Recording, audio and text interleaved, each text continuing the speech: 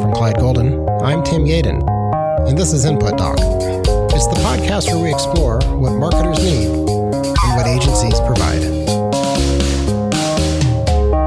Katie Betts, welcome. You're the founder and CEO of Shared Culture Concepts, which is a full-service marketing company in Portland, Oregon, that specializes in the marketing of circus and performing arts. Yes. Are there other circus-centric marketing agencies out there? You know, none that I know of. And I think that's sort of how I stumbled into the field is I was doing marketing before I started circus. I've been doing it for about 8 years now. And once I started doing aerial arts, I noticed there was a big gap in the knowledge of marketing in general and technology. So I just started filling that gap for people that I knew. And starting with the studio where I trained, then it just spread word of mouth. We did no advertising for ourselves at all. When you say ourselves, who are you? SCC. Yeah, our Shared Culture Concepts is the company which existed before we started specializing in performing arts. Yeah. You guys were doing explainer videos to start with. That was part of what we were doing. We were a full service marketing company originally as well, but we did have more of a focus on explainer videos at the time. Mm-hmm. And then how has that changed over time, over 4 years? And where, in your gut, where do you see it going? For that specifically, I have seen the interest die off. In explainer videos? Yeah. And as far as circus industry, it hasn't been applicable so far. Well, what is going on there? Why would that need die off? You know, I'm not entirely sure. There was a point at which I thought I should focus more on that service, but then I didn't. So we ended up doing other things. But I mean, we still have the ability to do it. We're just more focused on the circus clients right now. More of the full service. I'm going to go learn your studio or learn your business and then put together the pieces you're going to need to market yourself. Yeah. The majority of the explainer videos we've done were for different counties for voter registration. It was really weird, the direction that it went, because it wasn't anticipated, but it was because we did one for one county and then they shared our company with someone else who shared it with someone else. And they just liked the style of the video. A lot of us who are content writers can make anything. Just give me the riddle and I'll figure it out. And then we'll put together the team and we'll make it. You know, that's not the best way to run a business. Right. But there is truth to, we're not afraid of most things that come through the door. Like let's slow down and figure this out. And I hope I price this correctly. That's sort of, you go right back to that. Right. So tell me about performing arts and being an aerialist. And I don't know that much about being the circus, though over the last 2 years, I've hired 2 circus performers, one a tumbler and one an aerialist. And based on discipline, I find there's different methodologies. That's something I've noticed. Mm-hmm. Yeah, for sure. I mean, circus is a very broad term. Help me understand it, or for people who've never known nothing about the circus. Yeah. So, well, to begin with, the industry has been growing exponentially in the last decade plus. So there are more aerial studios. I don't even have the exact numbers now. There's still some question marks around that because research is still being done to gather that info, but there are way more now than there used to be. And so aerial arts is one of the main subsections, I guess you would call. Uh-huh. And then, as you mentioned, there's tumbling and general acrobatics like that, handstands, contortion, all sorts of little tiny niches within there as well. For example, we have quite a few aerial studios that we do marketing for.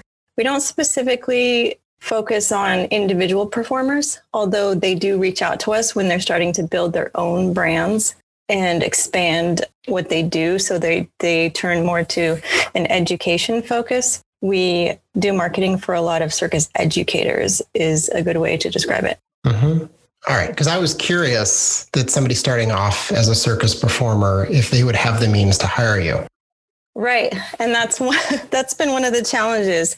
We have struggled to be able to assist them without breaking the bank ourselves, because I have a history of underselling a little bit. So underpricing things, and that doesn't really serve any side.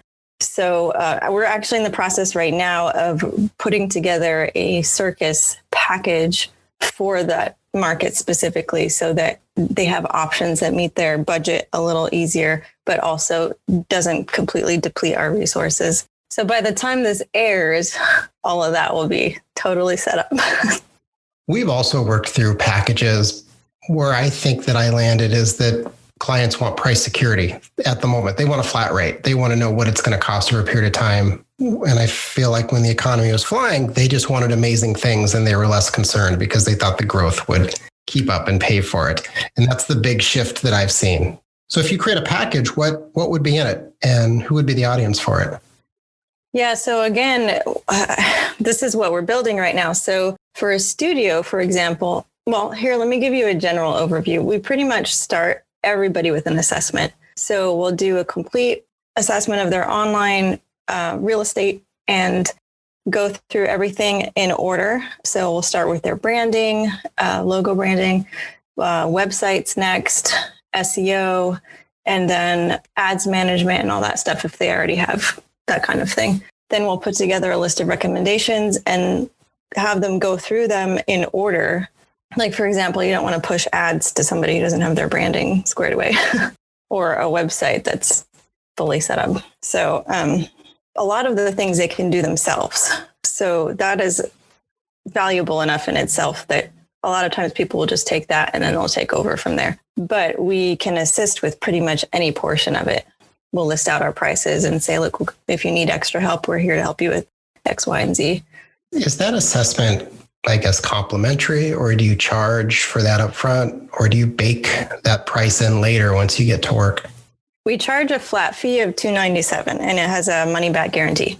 $297? Mm-hmm. Cool. How did you price that? $297? It's just basically enough to cover the time that each of my staff members needs to perform their assessment, but no more. So we don't make a profit on it, and it's low enough that people have a hard time saying no because they get so much value out of it. And there's probably a little bit of investment on their part that they actually paid $297 to get going. Yeah, I used to do them for free, but the more I've been in this industry, the more I feel like when you hand things out for free, they're less valued and people tend to not respect you as much. So I'm trying to accurately price things. That's such great advice. Yeah. Sometimes raising the price in your time means that they spend, I think, exactly what you said, in which they don't want to waste your time because that's a lot of money. And they have more investment in it, mentally, emotionally, if they're paying. Yeah, I've made a lot of mistakes in my business over the years, doing things for free. Go ahead and walk us through those. Because I think that this part of the conversation is as valuable to myself or anybody who has a business. Yeah. Let's hear about the dumpster fires. I mean, that's always, just maybe we could do a season just on dumpster fires. Yes, I was actually thinking about this quite a bit before I came on, and I thought, I just need to be real honest about what I've gone through and what I've learned from it. So I have realized that what I'm carrying into my business as my own personal history, emotionally, mentally, spiritually, is all spilling over into my business. So I have a history of not having great boundaries and not drawing a line for what I'm worth and where what my value is. So there were a couple of really big mistakes that I made, which I won't go into a lot of detail on who it was with or what happened, but we lost quite a bit of money. We lost thousands on several projects that I had been bending over backwards, trying to meet the needs of the client. And it just shaved years off my life because of the stress level. And it wasn't good for the client either, because I hadn't set an accurate expectation for how much time and how much money that it was actually going to cost to do the project. And of course, some of it we couldn't anticipate on either side. It ended up developing as we went into this big monster. But yeah, I did some soul searching after that whole thing crashed. And I was like, should I even be in marketing? I don't know if I'm doing the right thing. But it comes down to, I really want to help people. And the best way that I can help people is by maintaining those boundaries, valuing the client enough to say, this is how much it's going to cost. This is how I value my time. And they respect you more for that instead of what I was doing, where I just wanted to do anything I could to help and ended up shooting myself in the foot. And also it wasn't really that helpful in the end. Yeah. So, yeah. There are types of projects that have better margins than others. And I think over time we figure out where it's okay to break even, because odds are it'll lead to 27 more projects, or no, this is actually something I need to charge for this. yes. And just being aware of it, because I realized later that I wasn't fully cognizant of where my behavior was coming from and why I was making those decisions. So yeah, as long as I'm like fully conscious and I'm aware of, the balance of the risks involved and whatnot. And if I know there's some play in there or some buffer, I'm totally fine with, helping somebody out if they need help, as long as it's not a drain on me or my employees. Shared culture concepts. Tell me about that name. Yeah. So at the time that I was naming the business, I was in a relationship, which is no longer, and we were discussing shared culture and what that phrase means in a relationship and or in life. And I just couldn't get the phrase out of my head. It just kept popping back up again. And I'm glad that I chose it for the name, because moving into the circus arts, it makes even more sense. We have like a really strong sense of community in that field. So having that shared culture, it's a very unusual culture that's so body movement specific and creative and expressive. There are certain things that you just get that you don't have to explain. And I just really like that concept. The name didn't feel like a marketing agency to me, which my sense was it probably meant something to your audience specifically, and I wasn't part of your audience. And that's okay. Interestingly, it was chosen before we started specializing in circus. Mm-hmm. Yeah, I guess it doesn't sound like your traditional marketing company name. Yeah, and what even is that anymore? I mean, Clyde Golden, Clyde Golden is the name of my dog, and I thought it looked lovely in type, and it sounded, like it'd been around a while. So, I guess we just do what feels good. well, I'd like to hear how you got into marketing. And I was looking at your LinkedIn, and you have a music degree, and then there was a gap, and then you have a degree in like community health. And then you're in marketing, and then you're doing explainer videos at a company in Salt Lake City. Walk me through that arc, because we all have wandering stories of how we end up, and we don't even know where we're going to end up in the end, Yeah, there is no way I would have predicted where I'm at now, like 5 or 10 years ago. No way. Okay, so yeah, I was a music major at a little college in Idaho when I first started college. Then, let's see, what did I do? I actually got married pretty young. So just to explain the gap, I didn't go to school for a little while because he was going to school. Then I had 2 kids. Mm-hmm. And then we ended up divorcing. It was amicable. We're friends. I'm like speeding through my life really quickly here. And then I went back to school for nursing. But then I changed my major partway through because I decided that would be too high stress of a job for me with 2 little kids. And I switched to community health so that I wouldn't waste my credits. So I have a degree in public health because of that.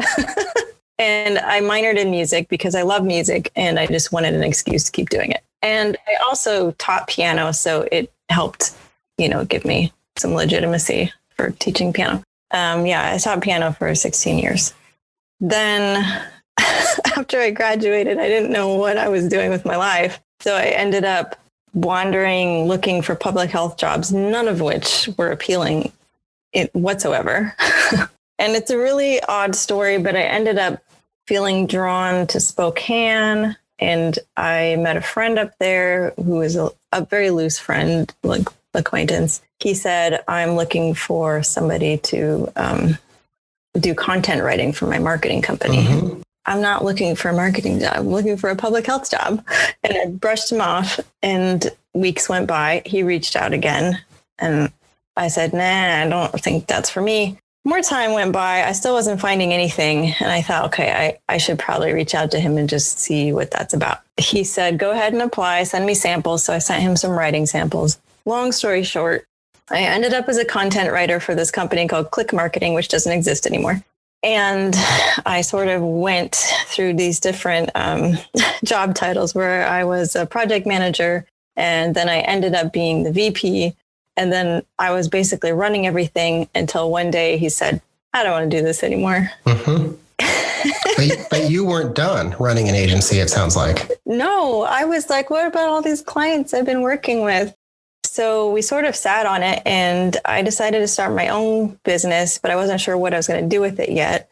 And then we just thought, why don't we just roll all the clients over to my new business? Congratulations.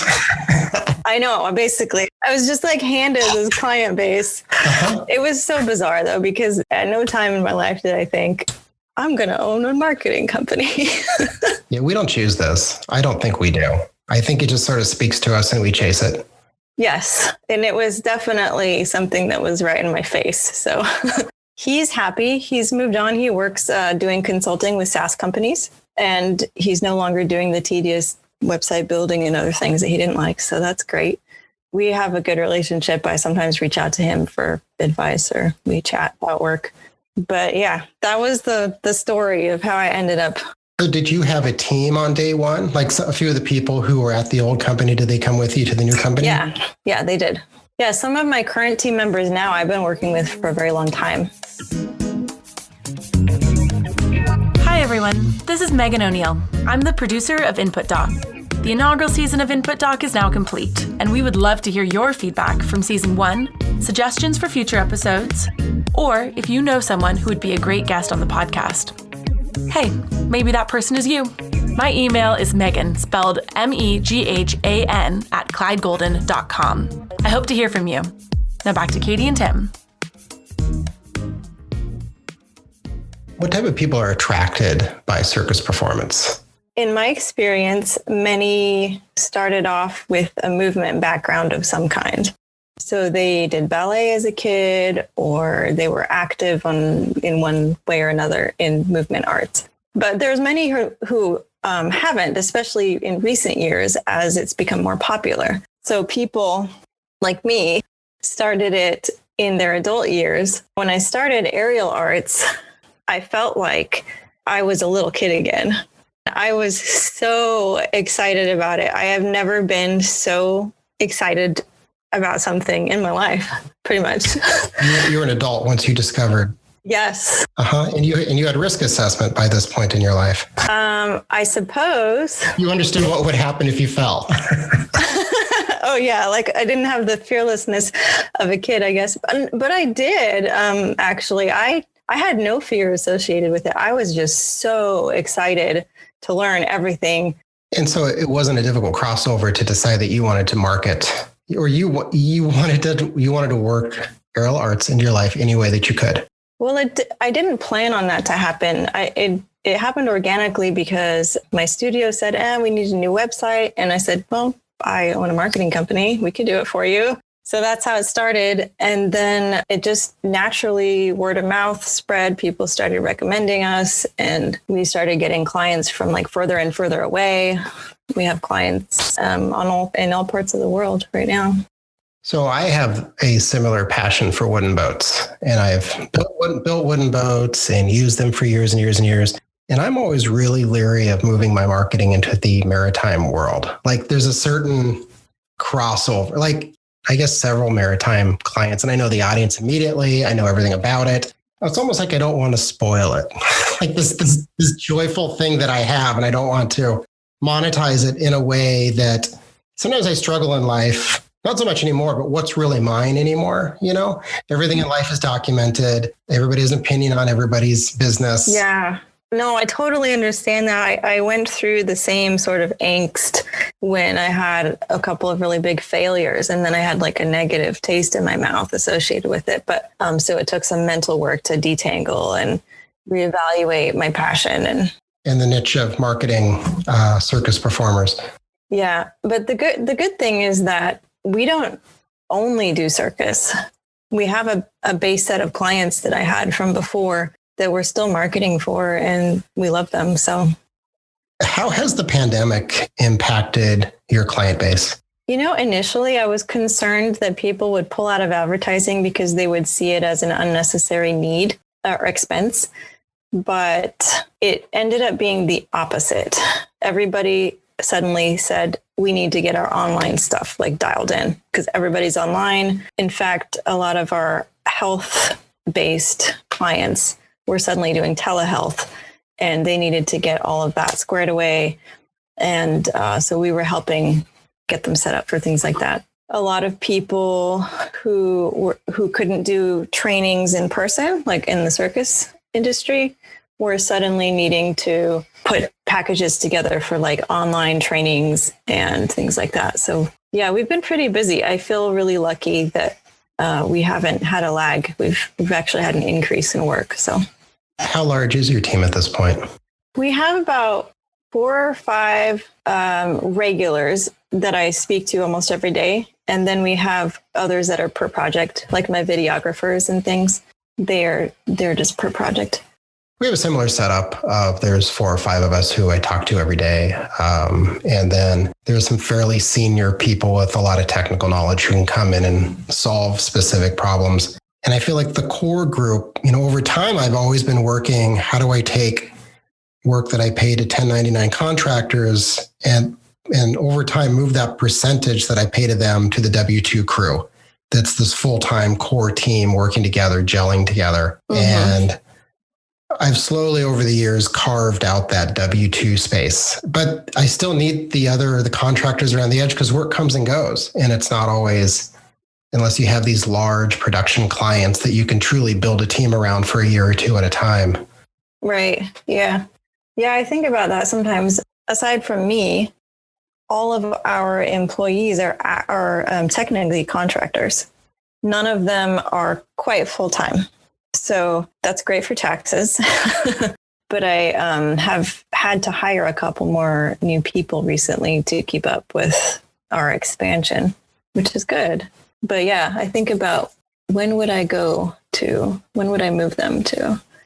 The amount of time that it takes to replace people when they come and go as the work ebb and flows takes much more time than is worth it, I think. And just having a core team and saving up your operating expenses so when things slow down that you can smooth out and pay them, I find emotionally is a lot easier for me. And I have it's a really smart, optimistic core team that I have. And then I know my next moves as far as how to expand it, but there's a large freelance community out there that we work with. And I was part of that freelance community for a number of years, and I would sort of bolt on to a team for a number of months and then disappear and then move on to the next or go to an agency and cover a copywriting shift for writers out of maternity for 2 or 3 months. And I loved it as far as being a freelancer, but I wanted to build this team.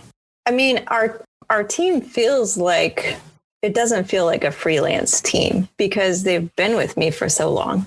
Yeah. They're very reliable. And I know how horrible it is to be looking for the right team members and just trying to find that good match. And I feel really happy with who we have right now on staff. And like I said, many I've been working with for 7-8 years now. So they must have had a really good experience with you. Yeah, I try to keep them.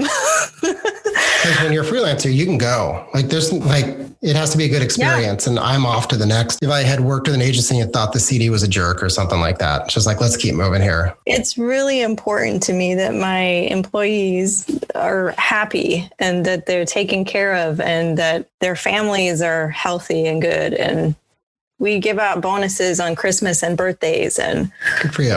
Like little perks like that. Try to make them feel appreciated because they're very appreciated. Please don't mention birthday bonus to my team.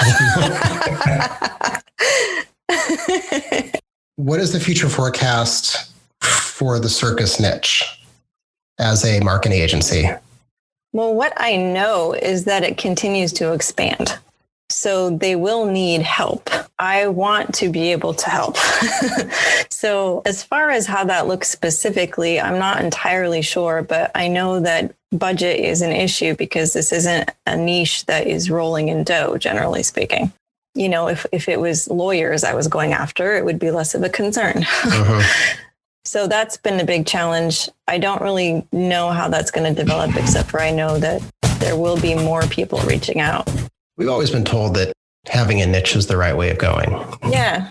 You know, that's what they say. Yeah. And it could be that Input Doc is simply one creative director's search for a niche, but a refusal to accept one. And maybe that's what it is. So someday we'll go back after the 100th episode. I'll be like, no, not sure. And on your homepage, it says circus. And then I'm not sure what the other button says. It's like everybody else. Yeah, we're actually redesigning that so it's less of a categorization. We're going to change it so that it's a text field, and we'll set up coding so they can put in their niche. And then if it's anything related to circus, those keywords, it'll redirect them to that section of the website. Just tracking what it is that people put in that box over time should be really informative to you. Mm-hmm. Yeah, definitely. But yeah, so we're actually redesigning our site right now to be a little bit more, less putting people in categories like that. I feel like my site is 80% through its life expectancy, and a moment's going to come when we built out a lot of content, and I feel like I want it presented and tagged and searchable in a little different way. What type of content is your agency creating to find new clients? So this is very interesting. As I said, since I started SCC, we have done no advertising for ourselves, which is really ironic for a marketing company. Everything has been word of mouth, both circus and non-circus, which I feel very grateful for, but obviously should not rely on that. So I just hired a couple new people, and we have been actively working out our strategy for content and how we're going to provide helpful content to the circus community. A lot of it involves Instagram because they are very active on Instagram. So a big part of our strategy is the Instagram strategy. So we're just barely launching that and just barely building out the content. For years, I also just did word of mouth. And I think I still do word of mouth, but now we're trying this, and we're doing more case studies. And we really started marketing because we had lost a large client, and I suddenly had 2 project managers, and I needed to make a decision, but they were both so smart and great. I said, one of you're doing all the project management, and you're going to help with marketing, which is my biggest problem I have right now.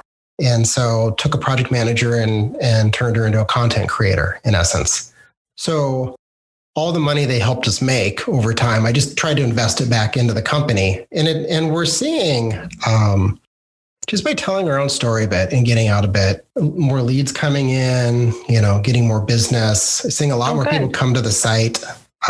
That's awesome. I don't know that I've really broken through on a specific channel.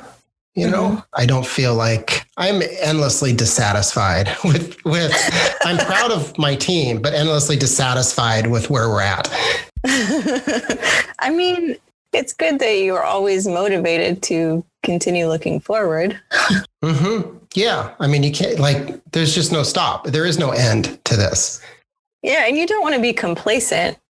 I actually can relate. You said you lost a big client. We just lost a client that I've had for 8 years that we were not expecting. They had a changeover in there. That's the way it works. Yeah. So we lost our personal connection, and it changed everything up. And it made me really glad that we are starting this other approach for marketing ourselves and our content creation. So yeah, you can't just become complacent and be like, well, this is going to be like this forever, because it probably won't. I think of Clyde Golden as a client of mine, and we try to treat it as such.